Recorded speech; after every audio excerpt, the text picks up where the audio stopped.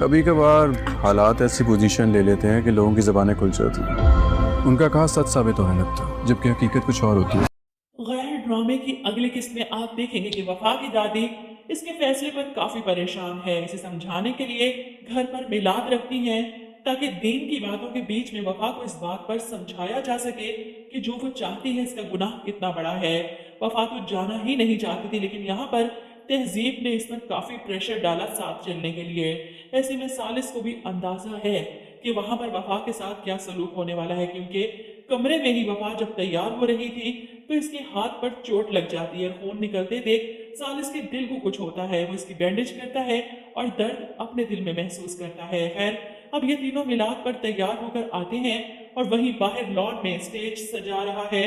میلاد پڑھنے والیوں کے لیے مکمل طور پر تیاریاں چل رہی ہیں اور یہاں پر تحریم جلی کٹی چھوڑنے سے باز نہیں آتی۔ ہلاکت جانتی ہے کہ وفا بے قصور ہے اور یہ سب کچھ وہ کس لیے کر رہی ہے، لیکن پھر بھی ہر ایک کے سامنے وفا کو ذلیل کرنے، اسے برا بنانے کا کوئی موقع نہیں چھوڑتی۔ اس بار بھی اپنی بڑی بھابھی کے سامنے کھڑی وفا کے خلاف باتیں کر رہی ہے کہ سالس کو تو دھوکہ دے ہی رہی ہے، اس سے کھلا لے رہی ہے، مجھے تو اس بات کا ڈر ہے کہیں فرجاد کو اپنے جال میں نہ پھنسا لے۔ ایسے میں تحریم کی بڑی بھابھی غصے سے کہتی ہے اگر وہ سونے کی بن کر بھی آ جائے نا تو میرا فرجاد اس پر دوسری نگاہ نہیں ڈالے گا۔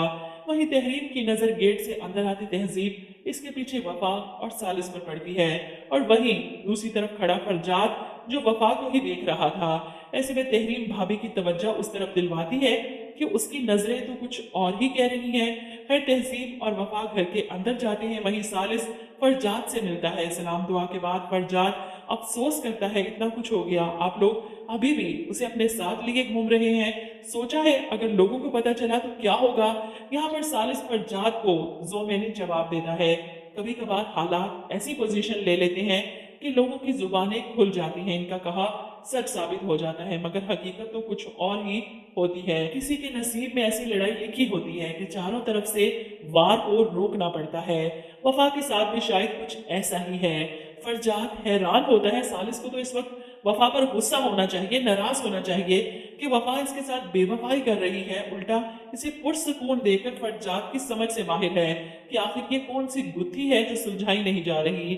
وفا کے اس فیصلے کے بعد سالس کی حمایت کیسے کر سکتا ہے اس کی؟ وہیں اندر دادو کھیر کے بیٹھی ہیں وفا کو سمجھانے کے لیے کہ اتنی بغاوت کے بعد تم نے سالس سے شادی کی، اب کیا مجبوری ہو گئی تمہاری کہ تم اسے چھوڑنے کی بات کر رہی ہو۔ وہ وفا کو سمجھا رہی ہیں، برا بھلا کہہ رہی ہیں۔ ادھر تہذیب سچ بتانے کے بجائے وفا کا ساتھ دیتے ہوئے اپنے گھر والوں کو سمجھانے کی کوشش کرتی ہے کہ مرد طلاق دے تو عورت مجرم، اور اگر عورت خلا مانگ لے تو پھر تو وہ مجرم ہے ہی۔ ہر بات کے ٹہرے میں عورت کو ہی کیوں کھڑا کیا جاتا ہے؟ اس میں سالس بھی وہاں آ جاتا ہے، وفا کے ساتھ ساتھ رہنا چاہتا ہے تاکہ اس مشکل وقت میں اس کے ساتھ کھڑے رہ کر اپنے گلٹ کو دور کر سکے۔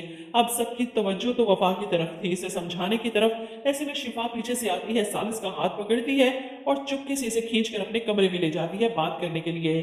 سالس کو اس بات پر بہت غصہ آتا ہے، گھر میں اس وقت سب موجود ہیں، اگر کسی کو پتا چلا کہ میں تمہارے ساتھ اس وقت تمہارے کمرے میں ہوں تو کیا ہو سکتا ہے، اس کا اندازہ ہے تمہیں؟ وہ اسے ڈانٹ کر اپنا ہاتھ چھڑوا کر وہاں سے چلا جاتا ہے۔ اصل میں تو وفا کے پیچھے ہی جاتا ہے کہ کہیں اسے کوئی ڈانٹ تو نہیں رہا۔ وفا تو دادوں کی باتیں سن کر اٹھ کر وہاں سے چلی جاتی ہے، سیڑھیاں چڑھتی ہے، اوپر کی طرف بھاگتی ہے کہ کہیں کسی نکر میں جا کر چھپ جائے۔ ایسے میں سامنے سے آتے اپنے باپ سے ٹکرا جاتی ہے اور رہی سہی کسر وہ پوری کر دیتے ہیں، اسے باتیں سنا کر کہ تمہیں کہا تھا کہ اس گھر میں دوبارہ قدم مت رکھنا، نفرت ہو رہی ہے مجھے تمہاری شکل سے، تمہارے وجود سے۔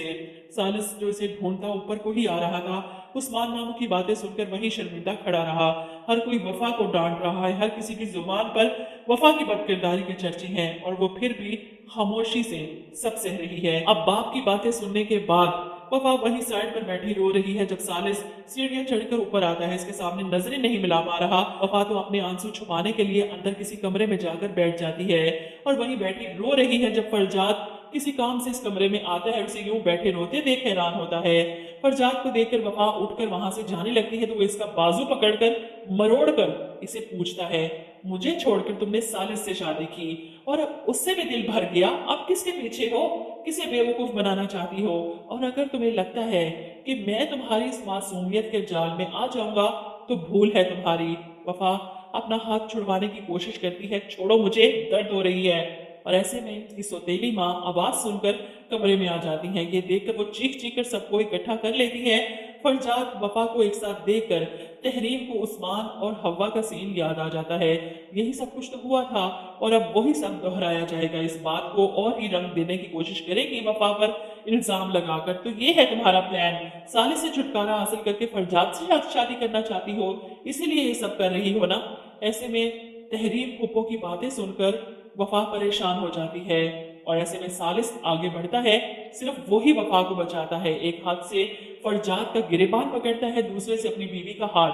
फरजाद को धमकाता है, आज के बाद अगर मेरी बीवी के इर्द गिर्द भी नजर आए ना तो छोड़ूंगा नहीं। ये लावारिस नहीं जो हर कोई इसे जलील कर रहा है यहाँ। वो इसका हाथ पकड़ता है, इसे सब घर वालों को हैरान परेशान छोड़कर इसे अपने साथ अपने घर ले जाता है। इधर शिफा के चेहरे का रंग उठ जाता है कि ये सब क्या है। सालिस तो इसे तलाक देने वाला था, छोड़ने वाला था। इधर तहरीम को भी अपना खेल बिगड़ता हुआ नजर आ रहा है। इसे तो लगा था कि उस्मान भाई की तरह सालिस भी खड़े खड़े वफा को तलाक दे देगा, लेकिन ऐसा नहीं हुआ। बल्कि सालिस ने सब घर वालों के सामने वफा को ऑन किया कि ये मेरी बीवी है और मुझे इस पर पूरा यकीन है।